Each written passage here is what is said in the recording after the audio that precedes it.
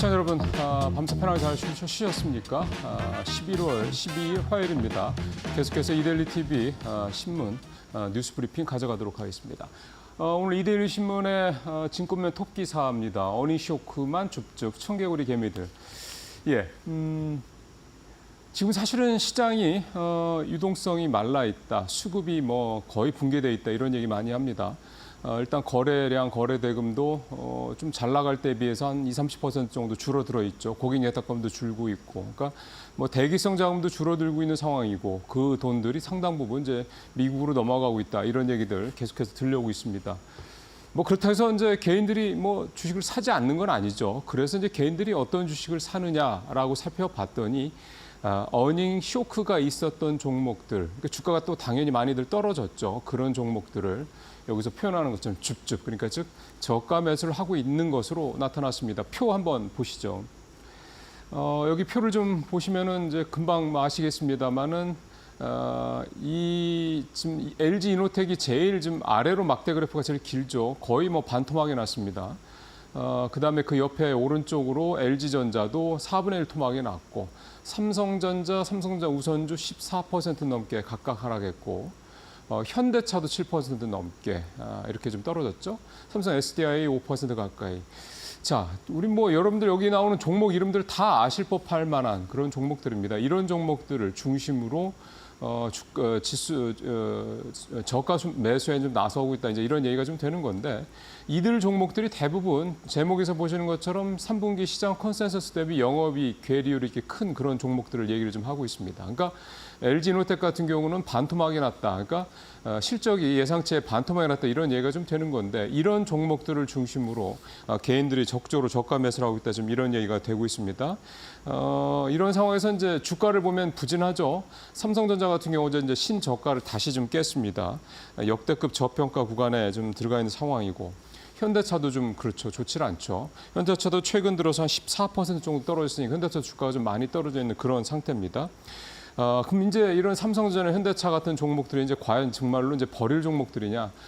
다들 반등에 대한 모멘텀들은 갖고 있습니다. 뭐 아시는 것처럼 삼성전자는 HBM 관련된 이 이슈가 여전히 지금 살아있는 그런 상황이고요. 현대차 같은 경우도 실적은 계속 좋습니다. 그럼에도 불구하고 최근에 주가 하락은 여러 가지 좀 실적 외적인 문제들, 뭐 잠시 후에 좀 설명을 드리겠습니다만 그런 문제들이 좀 겹쳐서 주가가 좀 크게 하락하고 있는 그런 모습들이어서요. 개인들이 순매수를 했던 종목 10개를 꼽아봤는데, 이제 앞서 보신 그런 종목들이 대부분이고, 유일하게 시장 컨센서스 대비 실적이 더 좋았던 종목 현대로템 하나만 유일했고요. 현대로템은 뭐 잘 아시는 것처럼 최근에 방산 이 어떤 모멘텀 때문에 주가가 좀 계속해서 좀 크게 오르고 있는 신고가를 좀 경신하고 있는 그런 종목입니다. 자, 그러면 이제 외국인들 별로 안 사긴 합니다만, 외국인들이 그래도 사는 종목들을 보니까 완전히 개인들과는 좀 반대 모습이었습니다. 실적이 시장의 컨센서스보다 더 좋았던 종목들, 실적이 더 좋았던 종목들만 외국인들은 사고 있었는데, 보니까 SK하이닉스를 7,200억 넘게 샀고, 현대모비스, 삼성중공업, HD 현대일렉트릭, 두산 에너빌리티 이런 종목들을 외국인들은 사고 있었습니다. 차이가 좀 많이 나죠. 현재로서는 주가도 확실히 외국인들이 산 실적이 좋았던 종목들이 계속해서 주가는 오르고, 반면에 개인들이 샀던 저가 매수한 종목들은 여전히 부진한 그런 모습들이 현재까지는 진행 중입니다. 자동차주 얘기를 조금 더 준비를 하려고요. 이데일리 오늘 증권면에 있는 밑에 있는 기사 가져왔습니다. 트럼프 2기 한국 자동차주 기대 반 우려 반. 일단 아직까지 상황은 우려 반 쪽에 좀 포커스가 맞춰져 있다고 봐야 되겠습니다. 앞서도 잠깐 말씀드렸습니다만 이 현대차와 이 기아, 뭐 대표적으로 우리나라에서 이 두 회사를 얘기를 좀 해야 되는 건데, 일단 실적도 시장의 컨센서스보다 조금 뭐 부진했다 앞서 말씀드리겠습니다. 사실 그게 크지는 않은 상황이고요. 따져 보면 그만큼 기대가 높았다 볼 수도 있는 그런 상황입니다. 근데 현재 자동차주들의 주가가 현대자동차가 14%, 기아가 7% 넘게 6% 가까이 이렇게 하락했던 가장 큰 이유는 결국은 외적인 문제라고 잠깐 말씀드렸는데, 그 외적인 문제들은 첫 번째 이 트럼프 2기에 따른 여러 가지 불확실성들이죠. IRA 폐기 문제라든가, 그다음에 보조금 뭐 축소 문제라든가 이런 문제들이 있고, 그다음에 또 하나는 아무래도 이제 그 중국에 대한 부분들 관련해서 이 보편관세를 부과하겠다라는 건데, 보편관세를 만약에 지금 현재 얘기 나오는 대로 10%만 부과를 하더라도 현대차나 기아 모두 대략 2조 원 안팎의 영업 손실을 기록할 것이다, 이런 전망이 나오고 있습니다. 그러다 보니까 아무래도 현대차나 기아차를 사실 현재 상황에서는 워낙에 잘 나가고 있는 트럼프 트레이드주들도 많기 때문에 사실 손이 안 가는 건 당연하다라고 볼 수가 있을 것 같고요. 특히 이제 보호무역주의가 이제 확산이 되게 되면 전체적으로 글로벌 경기가 위축될 가능성이 높기 때문에 수출을 중심으로 하고 있는 현대차와 기아 입장에서 봤을 때는 여러 가지로 좀 악조건임은 분명하다 이렇게 볼 수가 있겠습니다. 그러면은 이제 이런 전반적인 시각들 때문에 지금 자동차주들이 좋지는 않은 건데 과연 이제 이게 모든 게 다 이런 악재들이 모든 게 다 현실화돼서 정말 다 현대차와 기아를 억제는 옥누르는 이런 상황이 될 것이냐. 또 반면에 다른 시각도 있기 때문에 이제 그 말씀을 좀 드리려고 그러는데 첫 번째는 IRA와 관련돼서는 사실은 이제 어느 정도 불확실성이 해소가 되고 있습니다. 폐기하기 쉽지 않을 거다. 이게 법안도 있고 또 IRA법든 이 칩스법이든 간에 쉽게 완전히 이제 백지로 만들 수 있지 못하도록 한 여러 가지 조항들이 담겨 있다라는 얘기가 좀 나오고 있고요. 또 하나 IRA나 뭐 칩스법이나 모두 이 공화당 주로 지역들, 공화당 지역구들이 주로 위치해 있는 곳들이기 때문에 공화당 의원들이 가만히 있을 리가 없다. 이제 이런 얘기도 좀 나오고 있고요. 그러니까 또 하나는 이제 중국 문제인데요. 중국은 이제 타깃을 삼고 있는 건 맞는데 사실은 일단 초반에는 결국 중국에 대한 신경을 집중할 가능성이 높기 때문에 그런 상황에서 오히려 현대차나 기아가 반사이익을 얻을 수 있다. 이런 해석도 좀 나오고 있습니다. 또 미국이 계속해서 중국을 때리고 있는 동안에 오히려 현대차나 기아 같은 경우는 지금 어쨌든 중국과는 좀 격차가 좀 있습니다. 이 전기차 관련해서는 이런 어떤 이 기술 갭을 줄일 수 있는 그런 시간을 얻을 수 있다. 이런 해석도 좀 나오고 있고요.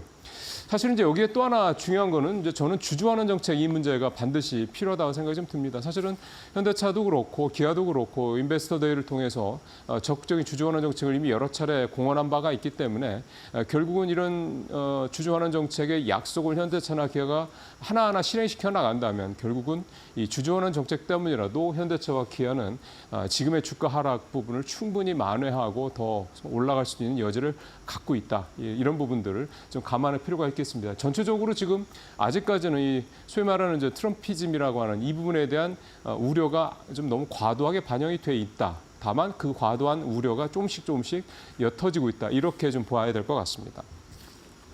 자, 세 번째 얘기는 이제 네이버 얘기를 좀 오랜만에 해보도록 하겠습니다. 사실 네이버 얘기는 이제 카카오랑 묶어서 보통은 이제 실적이 나쁘지는 않은데 주가는 계속 떨어진다, 뭐 성장성에 우려가 있다 등등등 이런 얘기를 많이 했습니다. 주가 부진한 얘기도 많이 했었고요.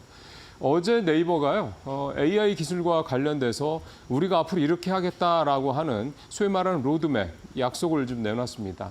핵심을 좀 살펴보면은요, AI와 관련돼서 이제 모든 네이버의 서비스에 AI 기술을 탑재를 하겠다라는 거고, 결국 이런 식으로 모든 기술에 서비스에 AI 기술을 탑재를 해서 실생활에 밀착된 AI 서비스를 제공하겠다. 이게 이제 어제 네이버가 밝힌 AI 상용화 이 선언의 상용화 계획의 이제 핵심 내용이라고 볼 수가 있겠습니다. 몇 가지만 좀 구체적인 거 말씀을 드리면 통합 검색 기능 외에도 지도, 쇼핑, 부동산, 클라우드 네이버가 내놓고 있는 이런 모든 서비스에 다 AI 기술이 접목된다라는 거고요. 이를 위해서 매년 20에서 25% 정도 매출에 이런 나오는 금액을 그러니까 매출의 4분의 1 정도를 R&D, AI 관련 R&D에 투자하겠다는 거는 물론 뭐 빅테크에 비하면은 현저하게 뭐 적은 거라고 볼 수는 있겠습니다. 우리 입장에서 봤을 때는 굉장히 큰 금액이 될 겁니다. 이런 부분들 얘기를 좀 했고요. 저는 좀 여러 가지 중에서 눈에 띄는 게 내년 상반기에 AI 쇼핑 앱을 이제 출시를 하겠다라는 부분이 좀 두드러지게 눈에 띕니다. 생성의 AI 기반으로 이제 AI 쇼핑 추천 이런 서비스가 들어가고 또 쇼폼이나 블로그 같은 거, 그러니까 고객이 쇼핑을 할 때 도움이 될 만한 이런 다양한 정보들을 AI를 동원해서 이제 결국 이제 알고리즘 기반이 되겠죠. 이런 걸 이제 지원하겠다는 거고. 또 하나 이제 눈에 띄는 거는 이 배송 서비스까지 이제 토탈로 하겠다라는 거거든요. 주문 이후에 1시간 안에 배송을 하는 이런 지금 배송이라고 이제 브랜드 이름을 줬더군요. 이런 서비스 출시하겠다. 만약에 네이버에서 지금 아시는 것처럼 네이버 쇼핑에서 이 이커머스 상태로 이제 이 거래가 되는 게 사실은 뭐 쿠팡이랑 비교했을 때 뭐 큰 차이가 없죠. 상당히 좀 큽니다. 근데 이게 만약에 이제 이렇게 지금 배송처럼 이렇게 빠른 배송을 하게 된다 그러면 결국 이제 이 배송을 누가 담당할 것이냐. 나중에 이제 결국 어떤 회사가 이제 나오게 될 텐데 이제 그 회사도 좀 주목할 필요가 있지 않겠냐 생각이 좀 듭니다. 자, 네이버 주가 차트를 한번 마지막으로 좀 보겠습니다. 네이버 주가 차트는 지난 8월에 한참 좀 좋지 않을 때 15만 1,000원 최저점을 찍고 나서 지금 일단 한 17% 가까이 반등을 한 상태이긴 합니다. 아직 뭐 그 직전 고점을 돌파를 직전에 있는 그런 상황이긴 한데 지금 19만 원까지는 이제 한 2만 원 조금 이제 안 남은 거죠. 그러니까 상당히 좀 근접해 있는 그런 모습인 거고요. 조정이 왔다 갔다 하긴 해도 지금 꾸준히 우상향하는 모습이 좀 눈에 띄게 지금 보이고 계실 겁니다. 결국은 어쨌든 네이버가 이렇게 어제 내놓은 AI 상용화 계획 이런 것들이 시장에서 조금 더 구체화가 되고 시장에 실제 하나하나 어떤 실현이 된다고 그러면 네이버의 주가는 적어도 카카오보다는 좀 더 먼저 정상으로 좀 돌아오지 않겠냐 이런 기대감을 가져볼 만합니다. 자, 마지막은 이제 어제도 말씀드렸던 이 광군제 얘기를 좀 해볼 텐데요. 아직 공식 집계가 나온 상황은 아니긴 합니다만은 아직 공식 집계가 벌써 안 나오는 거 보면 올해는 확실히 예년보다는 조금 좋지 않나라는 그런 좀 예상을 좀 해볼 수 있게 됩니다. 어제 일본의 니혼 게이자이 신문에서 중국의 광군제를 이제 평가하는 그런 기사를 어제 오후에 내놨는데 내용을 보면 썩 그렇게 과거 같은 열기를 느낄 수가 없었다. 이게 일단 헤드라인이고. 일단은 여러 가지 이유. 그러니까 알리바바가 보통 3주 정도 광군제 세일을 하는데 올해는 이제 4주, 즉 한 달을 했었고 할인권도 우리 돈 6조 원을 뿌렸는데도 별반 열기가 나타나지 않았다. 이제 이렇게 얘기를 좀 하고 있고요. 이렇게 올해 광군제가 부진한 이유는 일단 첫 번째는 중국의 뭐 내수가 좋지 않다 보니까 민간 소비가 여전히 얼어붙어있다는 거 이거를 꺼내들 수가 있겠는데 또 하나는 중국이 지금 올해 경기가 좋지 않다 보니까 연중 내내 이커머스 업체들이 경쟁적으로 할인 행사를 펼쳤다고 합니다. 그러니까 연중 내내 할인하는데 굳이 광군제라고 그래가지고 뭐 특별할 게 없다라는 중국 소비자들의 인식이 반영이 돼 있다 이렇게 좀 볼 수가 있겠고요. 시티그룹에서 이제 전망을 내놨는데 알리바바의 올해 이 광군제 총 거래액이 전년비에 뭐 한 3에서 한 6% 정도 성장을 할 것이다. 그러니까 별반 그렇게 크게 늘지 않을 것이다. 보통 예년에 2배 이상, 두 자릿수 이상 성장을 했던 거에 비하면 현저하게 성장률이 좀 떨어질 것이다. 이런 전망도 좀 내놨습니다. 어쨌든 중국은 여러 가지 경기 부양책도 계속 내놓고 있음에도 불구하고 여전히 아직 내수가 살아날 그런 조짐은 나타나고 있지 않다. 이렇게 좀 봐야 될 것 같습니다. 네, 뉴스 브리핑 마치겠습니다.